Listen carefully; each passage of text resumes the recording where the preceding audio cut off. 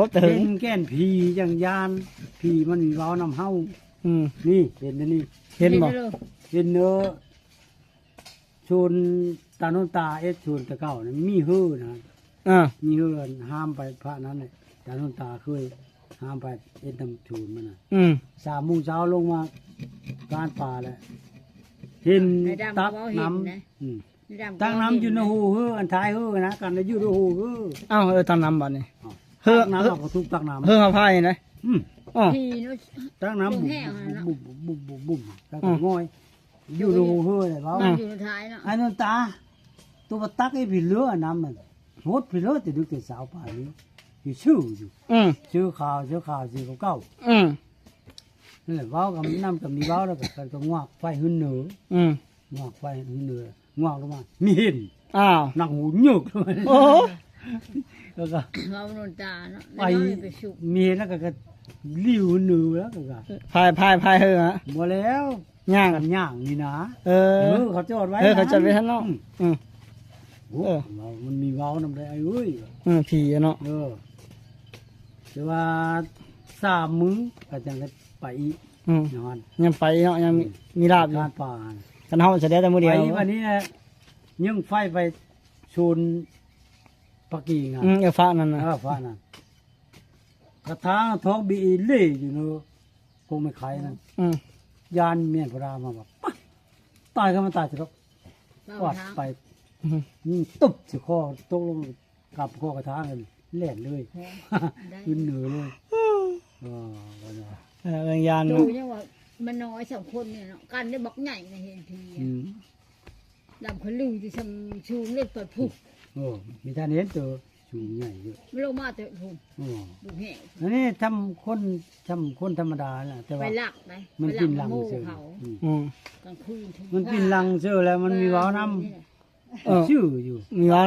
มีเคยเห็นเธอเห็นนาผีเราเห็นแต่หลังเนาะเท่าไรเพื่อเห็นผีก็ดิเพื่อเห็นแต่หลังเห็นผีแล้วเก่งไปลักก็แหละตอนแต่ยังน้อยเยอะยังเบายังชอบเบายาวได้ของไม่ช่วยปุตุ้ยลุงตุ้ยยังอยู่แต่หน้าเพลงยาวของไม่เพลงเลยมีได้เห็นผี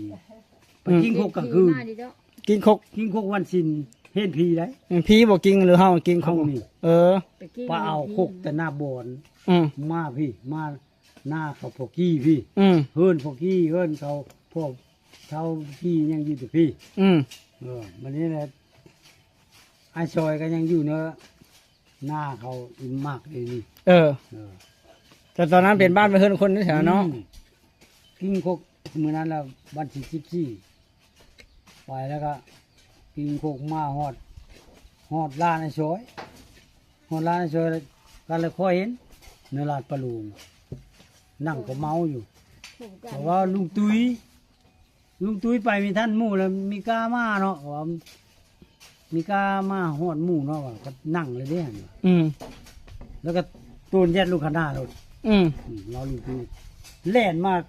กว่าจะไปเด้อน้องหน้าแม่โซนน่ะแล่นตามมาซึ่งน่ะกันก็เฮ็ดรถแล่นหลังแล่นลัดเต้นมาแต่พุ่นก็เต้นไปลัดจอดีซ้ำคุกไม้ดูลายตัวนี้มันมีแม่คน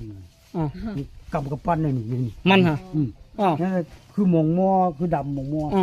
แต่แข้งขามันมัดอดหลอดเลยสวยลงไปนี่ทำเห็นนะโหคือว่ายุดนี่ก็เฮ็ดทั้งไปจอดีสัตว์เขาก็จะไปถ้าเราก็จะไปเดินแล้วก็หือออกมาถ้าเล่าหาแล้วก็ไม่เห็นคุณก็ไปฮอดบ้านคุณไปฮอดก็ลัดทางนั้นลัดทางนี้ไม่เห็นว่ะโอ้ผีแล้วอันนี้ว่าผีอ่ะเขาหื้อมาแล้วแต่กูหื้อมาเขาถึงอ่านเขาลอยคนมากอ่ะจะเล่าหาตามโปจะไปผีเพชรเนี่ยเลี้ยวมันนี้ก็ย้ายมาถึงมันมีกวานหน้าสิตัวยังเห็นนี่อยู่เนาะ